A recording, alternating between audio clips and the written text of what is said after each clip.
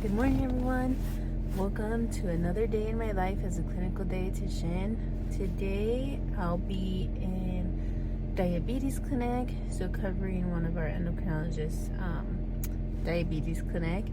Usually we see all of our patients every year, so whoever's due, I'll kind of just screen them, mark who's due, and then if they accept to see me, then I can go see them and see how they're doing and answer any of their questions. So yeah, join me. I hope you like it. Today you'll kind of see everything that I got going, but that's pretty much the gist of it for work. And then after work I have our book club meeting, and that's at 7 p.m. at one of the coffee shops or cafes here in Chicago, so I'm really excited about that. And then, yeah, that's pretty much it. Oh my god, it's so good. With oat milk. The other day, I got a matcha latte, and I found this, like, Dunkin' order on TikTok where they added French vanilla. I can definitely say it tastes a lot better without the French vanilla. I don't know if it's because I don't like it, like, too sweet, but this is perfect. An iced matcha latte with oat milk. And then I had some points saved up on the Dunkin' app. And I'm hungry and we need to go grocery shopping desperately. But I'm hungry and I converted my points to a breakfast sandwich. So I got a sausage, egg, and cheese on a plain bagel. Well, without the egg. Because I just don't like the taste of the egg at Dunkin'. I don't know why. But that's what I got, and then I'm gonna go put gas really quick right now because I am running out.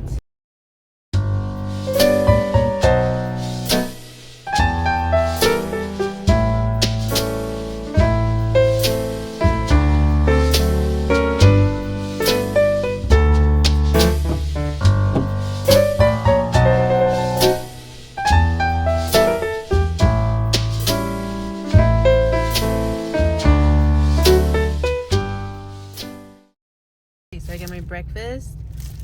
I got sausage and cheese and a plain bagel.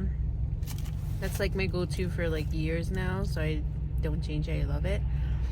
And I'll just be driving to work and listening to the rest of the book on Spotify Premium.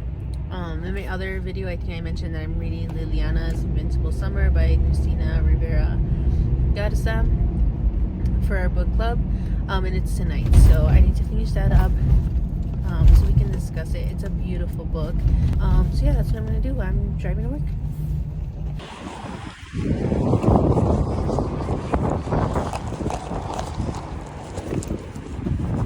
Today I was in diabetes clinic, so I wasn't able to film as much as I wanted to because there's other people around and I'm a little shy about it. But I only saw 2 patients today, which is not bad. They were both pre-diabetes patients, so it was a lot about like healthy eating and making goals for them based on like the resources that they have, their interests, their cultural preferences.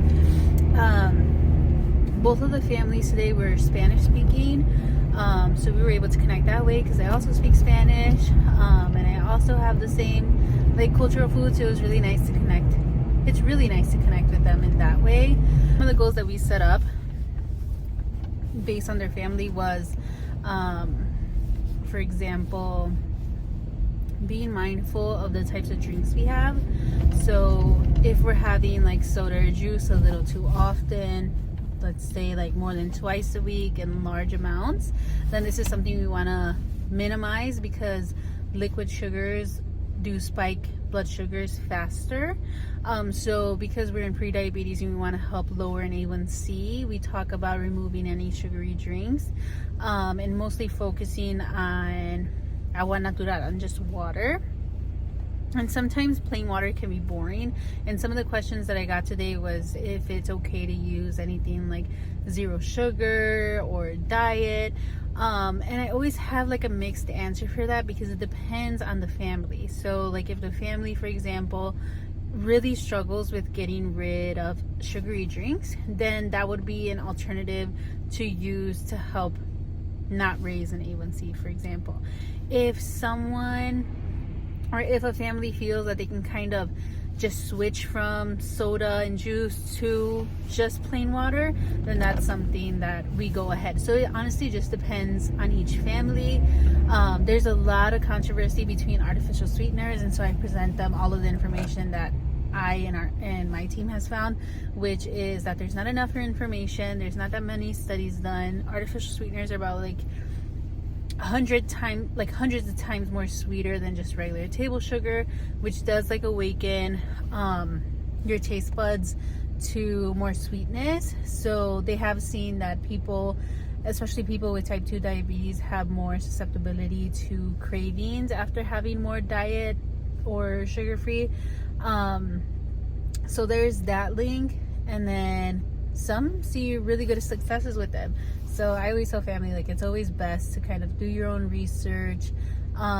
This is the research that I have found. This is what I present to you, and whatever works for your family is fine, as long as we work together to help, again, lower that A1C and get them down to the normal range and not and no longer be in a pre-diabetes range.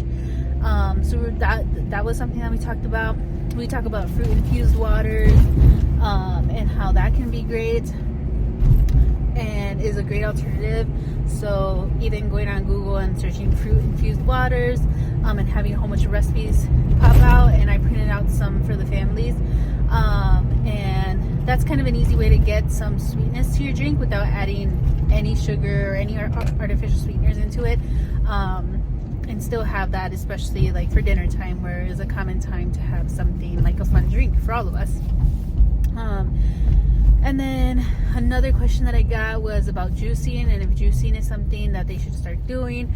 And I told them, like, I would never tell you to not have fruits and vegetables in your diet, because that's basically what juicing is. So again, it depends on how the family is, because if you're juicing, then you're removing all the skin, all the seeds, all of the pulp that has more of the like vitamins and minerals in a fruit, and just drinking the juice. So we're missing out on those vitamins and minerals, and may not be the best way to have our fruit and vegetable intake.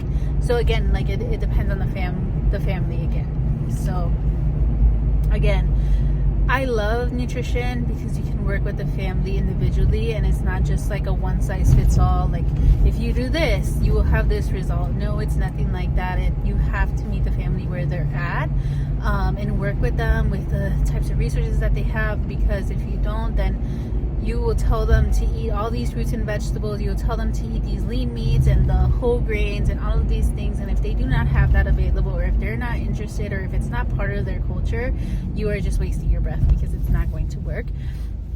I really like having that individualized approach. A lot of like motivational interviewing, where we kind of see how they're feeling about it, if there's something that they feel that they would like to implement. It's mostly the patient guiding us, and again, I do work in a pediatric population, and even if they are children, this is like a perfect stage for them to learn those eating habits, to learn those eating patterns and behaviors, instead of waiting for that at a later age. So I really like working with this population. You get to talk to parents a lot, and for example, the families today, they were super receptive, which is really great.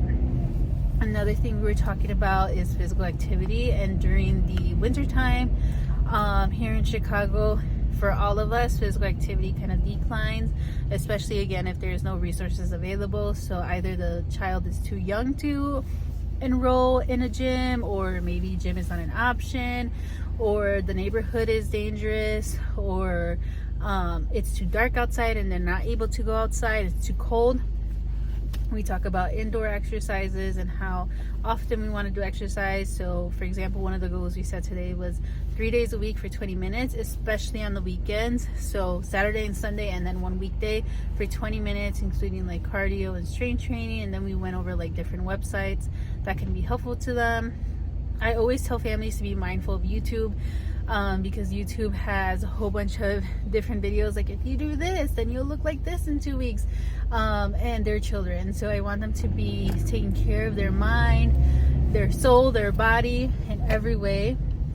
And that's something huge that I emphasize, especially in pre-diabetes, where not everybody, but like where families are very hyper aware now that blood sugars are elevated, and they want to switch everything like super quick, and they're scared of carbohydrates and all of these things. And I feel like nourishing a healthy relationship with food, or cultivating a healthy relationship with food, is of key importance. And then because there is that language barrier and that cultural barrier, and for example today for the Spanish speaking families,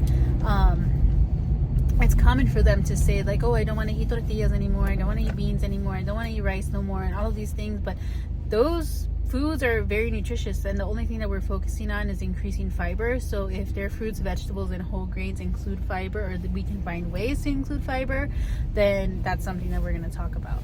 Those were the gist of the visits, but each one came out with their separate individual goals. I was working on a post-program feedback document or questions.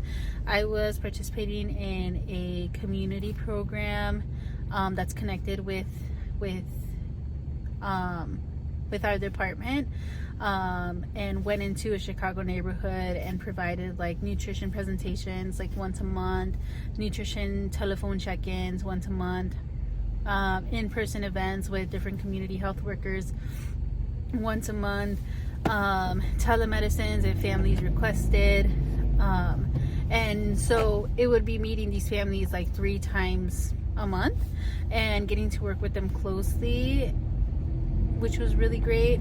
And I was just providing like different feedback to the prompting questions that the director of this program sent. So yeah, that was really nice to reflect on them. We also got some different anthropometric data from like the beginning of the program to like the end of the program, like what was available to us. We wish we had a stronger like audience, and like we had more participants, but it's okay. It was the first program, it was the pilot program, and I feel like it was more of a learning experience, and we got to meet amazing families, and we got to work with an amazing community and meet new people that work in the community that are doing amazing work. So that was great.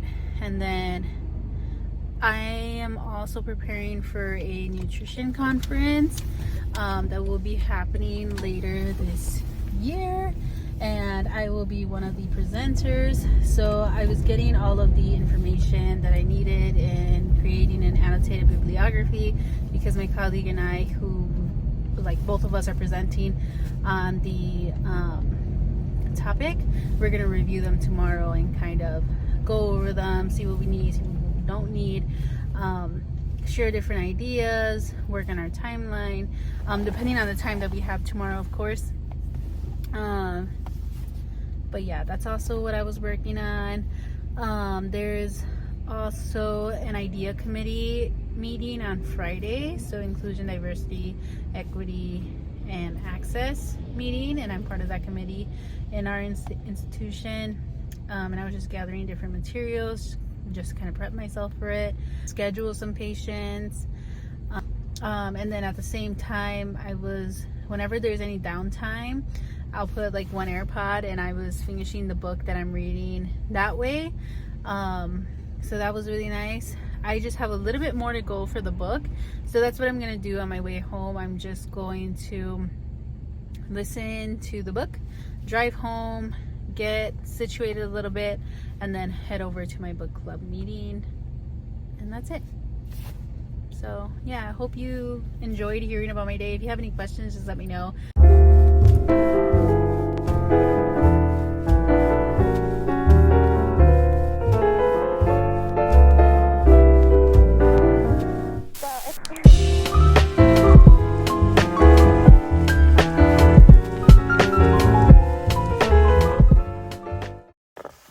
Alrighty, I am back home. It is about like 9 p.m.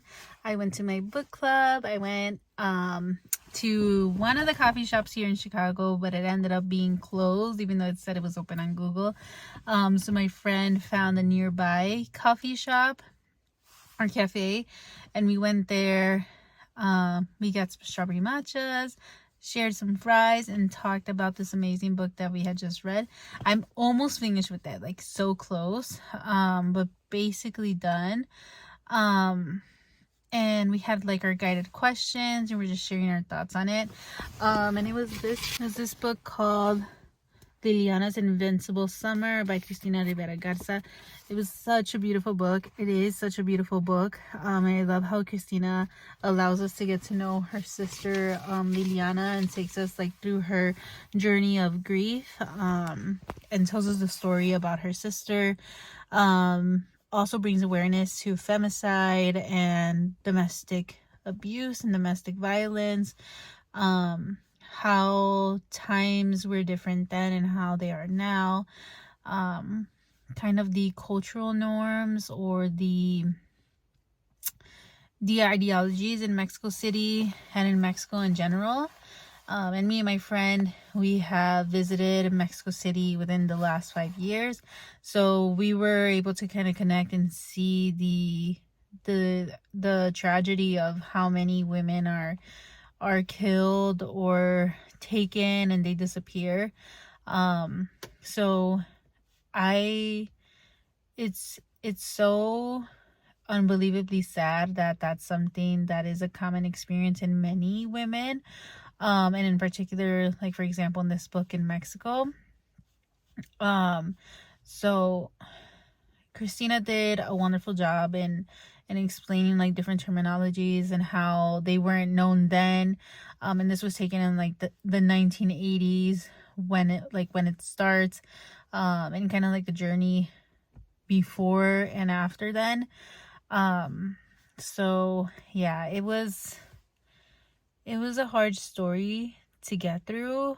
But like me and my friend were talking about, it was so beautifully put together. It was a work of art, honestly.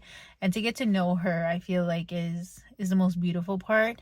It's sad that there's like transitions in the books, and I don't want to give any spoilers or anything. But it is related to femicide. It is related to violence against women. So definitely have that trigger warning in mind, and I do definitely recommend reading that book if you're interested. And again, we kind of had like the guided questions to help us. I just found them on Google. And that was pretty much it. So now I'm back home. I'm just gonna get ready for bed and call it a day. So thank you so much for joining me. I hope you have a great rest of your week. Thank you for watching. And I'll see you next week. Bye.